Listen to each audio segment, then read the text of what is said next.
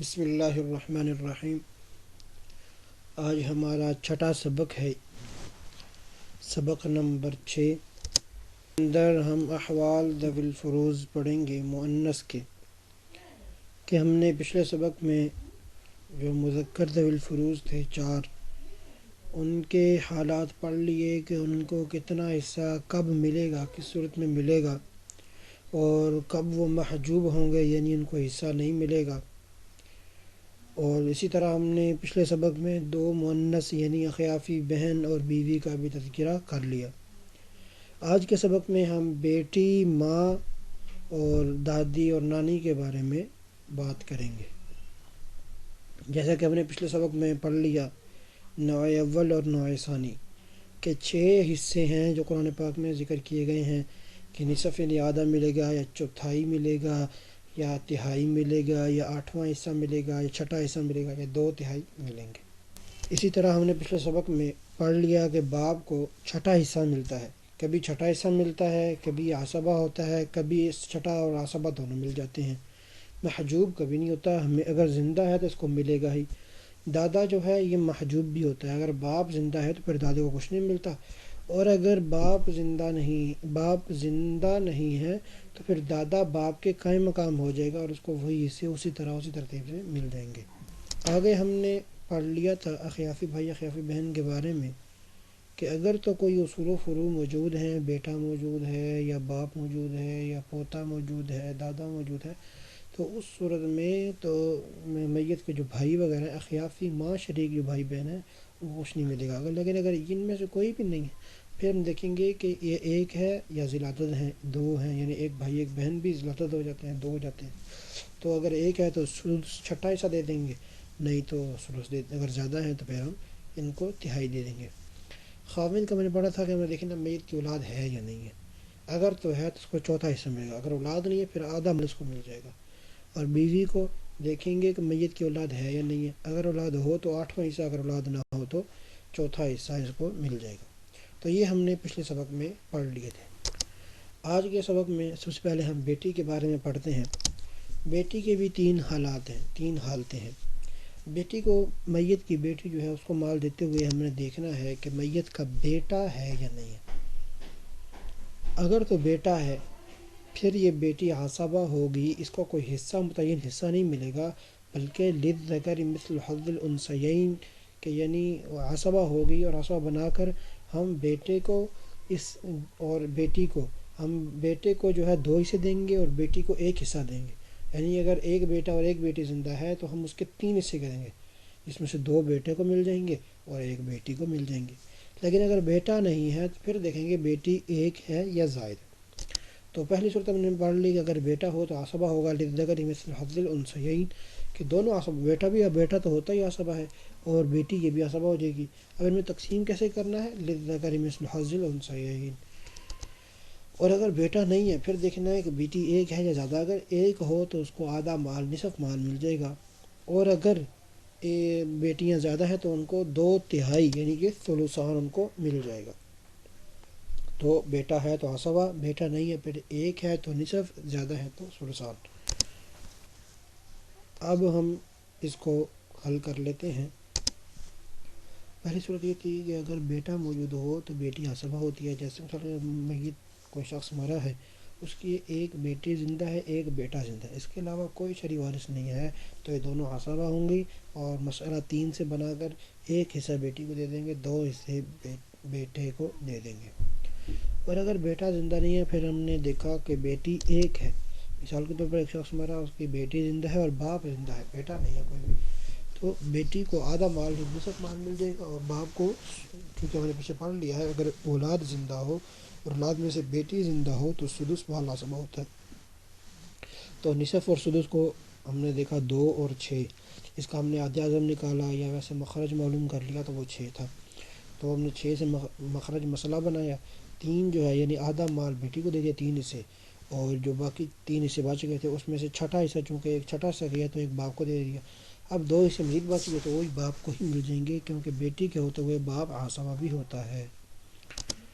اور آگے ثلثان، اگر 1 سے زائد ہوں، مثال کے طور پر 2 بیٹیاں ہیں یا اسی طرح 10 بیٹیاں ہیں اور ایک چچا ہے، تو ان کو 10 بیٹیوں کو یا 2 بیٹیوں کو ثلثان ملے گا۔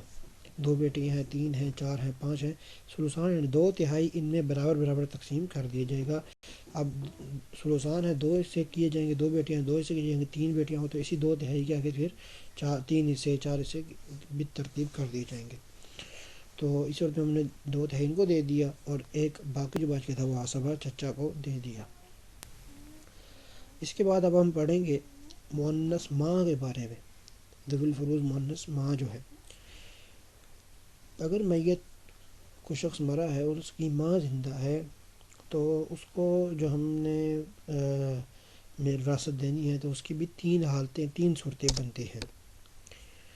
ماں کو، میت کی ماں کو جو آپ حصہ دینا ہے اس کے لیے آپ نے دیکھنا کیا ہے؟ آپ نے دیکھنا ہوگا کہ میت کی اولاد ہے یا نہیں ہے۔ اسی طرح اخواذ العدد یعنی کوئی سے 2 بھائی، ایک حقیقی بھائی ہو جائے، ایک اللہ بہن ہو جائے، یا اللہ بھائی ہو جائے اور حقیقی بہن ہو جائے، یا 2 حقیقی بھائی ہی ہو جائیں، 3 جو ہیں 2 جو ہیں اللہ بہنیں ہو جائیں، 3 اللہ بہنیں ہو جائیں، یعنی اکیلا کوئی بھائی یا اکیلی بہن نہ ہو بلکہ جوڑا ہو، یعنی اخواذ العدد ہونا چاہیے۔ تو ہم دیکھیں گے ہے یا نہیں، اور اگر نہ اولاد ہے نہ اخواذ العدد ہے پھر ہم دیکھیں گے اب ما احد الزوجین ہے یا نہیں ہے، کہ باپ بھی زندہ ہو اور میاں بیوی میں سے کوئی ایک زندہ ہو۔ مثال کے طور پر اگر عورت مری ہے تو اس کا شوہر اور اس کا باپ دونوں زندہ ہیں یا نہیں ہے۔ اس کی ماں کو حصہ دیتے وقت ہم نے دیکھنا ہے کہ اس کا شوہر اور اس کا باپ زندہ ہے یا نہیں ہے، اور اگر کوئی شخص مرا ہے تو ہم نے دیکھنا ہے کہ اس کی بیوی اور اس کا باپ زندہ ہے یا نہیں ہے۔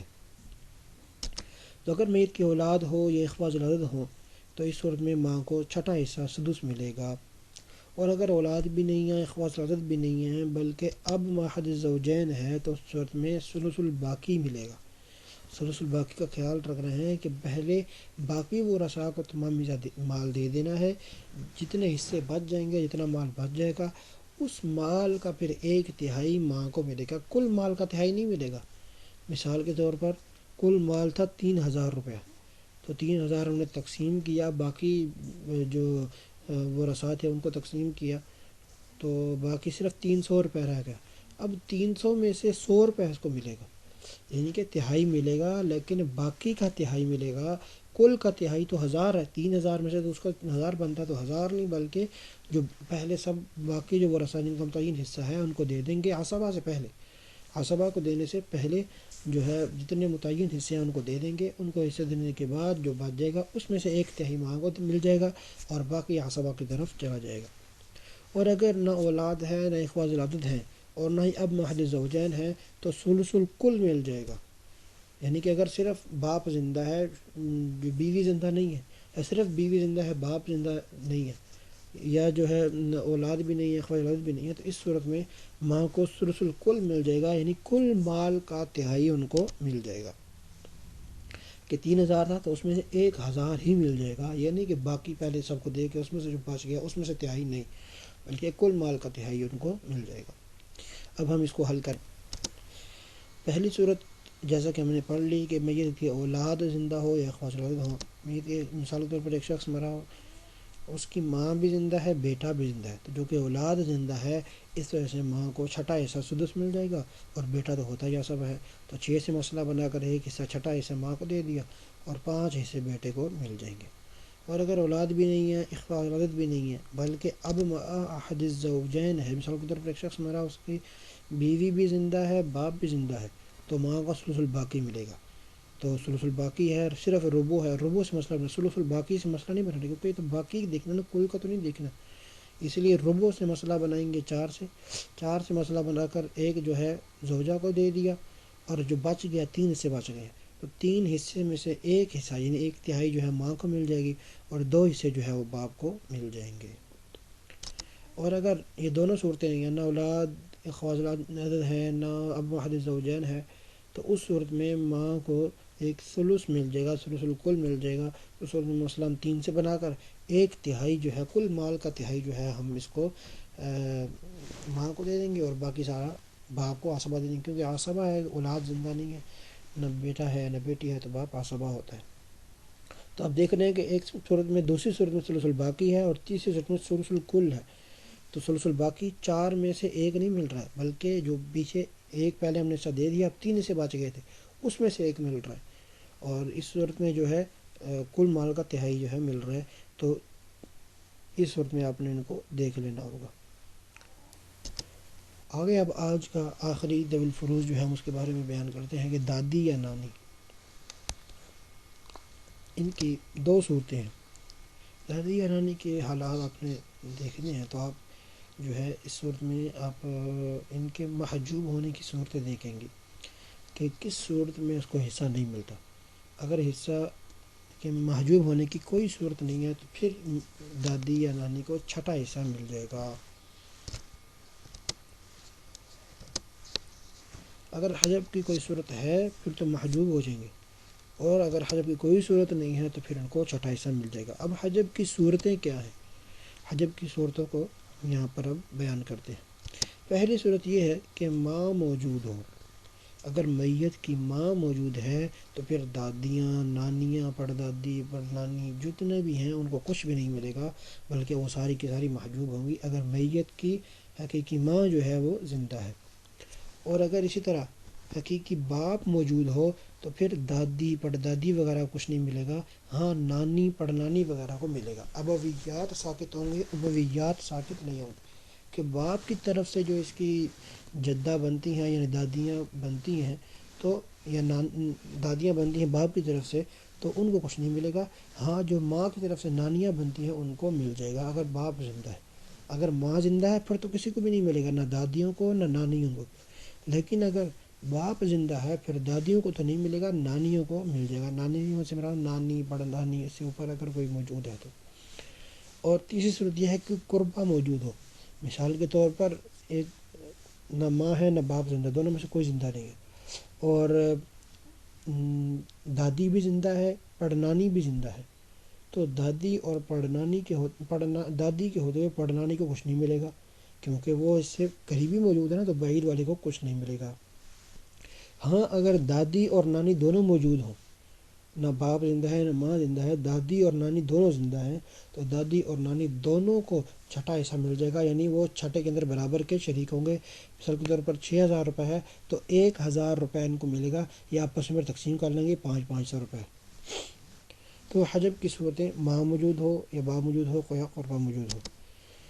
یہاں پر ایک بات آپ کو ذہن نشین کر لینی چاہیے، ذات قرابت واحدہ او اکثر، کہ کبھی ایسا بھی ہوتا ہے کہ ایک عورت میت کی طرح جو رشتہ دار ہے وہ 2 طرف سے بن رہی ہوتی ہے اور ایک طرف سے بن رہی ہوتی ہے. مثال کے طور پر ایک شخص ہے، اس کی آگے ایک پڑنانی ہے، وہ اس کی پڑنانی بھی ایک صورت میں بنتی ہے اور باپ کی طرف سے کہیں سے جا کر پڑدادی بھی بن جاتی ہے. اور دوسری صورت ہے وہ صرف پڑنانی ہے. تو ان دونوں صورتوں میں پڑنانی یا پڑدادی کی صورت میں آپ نے جو ہے ان کا اعتبار کرنا ہوگا. یہاں پر علماء اختلاف ہے ہمارے ائمہ کا. امام ابو یوسف رحمۃ اللہ علیہ فرماتے ہیں کہ دونوں کو برابر سرابر تقسیم کر دیا جائے گا، اس لیے بے اعتبار الابدان کے بدن کو دیکھتے ہوئے وہ ایک ہی عورت ہے نا، تو ایک ہی عورت اس کو ایک حصہ ملے گا، لہذا جو چھٹا حصہ ہے اس کو ان میں برابر برابر تقسیم کر دیں گے. لیکن امام محمد رحمۃ اللہ علیہ فرماتے ہیں کہ جتنے واسطے ہیں ان اعتبار سے، اگر ایک عورت کو ایک واسطہ ہے دوسرے کے لیے 2 واسطے بن رہے ہیں رشتہ داری کے، تو جس کے لیے 2 رشتہ داری کے واسطے بن رہے ہیں اس کو ڈبل حصہ ملے گا اور اس کو ایک حصہ ملے گا. تو گویا کہ جو ان کو چھٹا حصہ مل رہا ہے اس کے 3 حصے کیے جائیں گے. تو جو 2 طرف سے رشتہ دار بن رہی ہے اس کو ڈبل ملے گا، اور جو ایک طرف سے بن رہی ہے اس کو ایک ہی طرف کا ملے گا. تو یہ آپ کو اختلاف یاد رکھنا چاہیے، بہت آسان سا اختلاف ہے. امام ابو یوسف رحمۃ اللہ علیہ کہتے ہیں انصافاً بے اعتبار الابدان، کہ بدن کا اعتبار کرتے ہوئے نصف نصف کیا جائے گا، جبکہ امام محمد رحمۃ اللہ علیہ فرماتے ہیں اثلاثاً بے اعتبار السہام، کہ حصوں کو دیکھتے ہوئے 3 حصے اس کے کیے جائیں گے. اب ہم اس کو حل کر لیتے ہیں کہ اگر حجب کی کوئی صورت نہیں ہے، مثال کے طور پر باپ زندہ ہے تو نانی کو چھٹا حصہ مل جائے گا، کیونکہ باپ کے ہوتے ہوئے دادیوں کو تو کچھ نہیں ملتا لیکن نانیوں کو تو مل جاتا ہے، تو 6 سے مسئلہ بنا کر چھٹا حصہ نانی کو دے دیا، باقی سارا باپ کو مل جائے گا. اگر حجب کی صورت مثال کے طور پر ماں زندہ ہے تو ماں کا زندہ ہوتے ہوئے چاہے نانی چاہے اس کی جگہ دادی ہوتی دونوں محجوب ہونے تھے، اور باپ جو ہے وہ عصبہ ہوگا۔ تو 3 سے مسئلہ بنا کر ایک تیسرا حصہ جو ہے کل مال جو ہے ماں کو دیتے، کیونکہ پیچھے ہم نے پچھلے سلائیڈ میں پڑھ لیا کہ حجب کی ماں جو ہے اس کو ثلث الکل کب ملتا ہے؟ جب نہ اولاد زندہ ہو، نہ اخوات العتد ہو، اور نہ اب واحد الزوجین ہو۔ یہاں پر باپ تو ہے لیکن زوجہ زندہ نہیں ہے، اس وجہ سے ماں کو ثلث الکل مل گیا، اور ہم نے یہاں پر مسئلہ بنا لیا۔ اس کے بعد محجوب اگر حجب کی کوئی صورت ہو، یعنی قربہ موجود ہو، دادی بھی ہے پڑنانی بھی ہے، تو دادی کے ہوتے ہوئے پڑنانی کو کچھ نہیں ملے گا، پڑنانی محجوب ہو گئی۔ اور یہاں پر دادی کو بھی کچھ نہیں مل رہا، اس لیے نہیں مل رہا کیونکہ باپ زندہ ہے، باپ کے زندہ ہونے کی وجہ سے دادی کو کچھ نہیں مل رہا، اور دادی کے زندہ ہونے کی وجہ سے پڑنانی کو کچھ نہیں مل رہا۔ یہ بات آپ نے یہاں پر ذہن نشین رکھ کر لینی ہے کہ باپ نے جو ہے محجوب کیا ہے وہ دادی کو محجوب کیا ہے، پڑنانی کو نہیں، دادی کو محجوب کیا، اور دادی کو اگرچہ خود کو حصہ نہیں مل رہا لیکن اس کی وجہ سے، اس کے زندہ ہونے کی وجہ سے پڑنانی کو بھی کوئی حصہ نہیں ملے گا۔ تو یہاں پر آپ نے ان تینوں صورتوں کا اعتبار کر لیا ہوگا کہ ماں زندہ ہو یا باپ زندہ ہو یا کوئی قربہ موجود ہو۔ تو آج کے سبق میں ہم نے یہ چند چیزیں پڑھ لیں کہ بیٹی جو ہے، اگر بیٹا زندہ ہے میت کا بیٹا تو وہ عصبہ ہوگی، ان میں بیٹے کو ڈبل حصہ ملے گا اور بیٹی کو سنگل، اور اگر بیٹا زندہ نہیں ہے پھر دیکھیں گے بیٹی ایک ہے تو آدھا مال لے جائے گی، اگر زیادہ ہے تو پھر 2/3 ان کو مل جائے گا۔ ماں کی صورت ہم دیکھیں گے اولاد یا اخوات ہیں تو ماں کو چھٹا حصہ ملے گا، اگر یہ نہیں ہے بلکہ اب اور ساتھ میاں یا بیوی میں سے کوئی ایک ہے تو ثلث الباقی ملے گا، یعنی پہلے باقی کو تقسیم کر کے باقی کا جو 1/3 ہے وہ ان کو دے دیا جائے گا، اور اگر دونوں صورتیں نہیں پروالی تو پھر ثلث الکل مل جائے گا۔ دادی اور نانی جو ہے اگر محجوب ہونے کی کوئی صورت ہے تو محجوب ہوں گی، نہیں تو ان کو چھٹا حصہ مل جائے گا، جب ماں موجود ہو یا باپ موجود ہے یا قربہ موجود ہو۔ اس صورت میں ماں موجود ہے تو تمام دادیاں نانی، اور اگر باپ موجود ہے تو صرف دادی محجوب ہوگی، نانی وغیرہ محجوب نہیں ہوگی۔ اور اس طرح قربہ موجود ہو، یعنی دادی کے ہوتے ہوئے پڑنانی یا پڑدادی کو کچھ نہیں ملے گا، اسی طرح نانی کے ہوتے ہوئے پڑدادی یا پڑنانی کو کچھ نہیں ملے گا۔ اور تیسری بات کہ دادی اور نانی دونوں زندہ ہیں تو اور ماں یا باپ میں سے کوئی بھی نہیں ہے، تو اس صورت میں ان دونوں کو جو ہے چھٹا حصہ یہ برابر سرابر اپنے اندر جو ہے تقسیم کر لیں گے۔ تو آج کے سبق میں ہم نے مزید 3 طویل فروض کے حالات پڑھ لیے، باقی 3 انشاءاللہ آئندہ سبق میں۔ جزاکم اللہ خیر، والسلام۔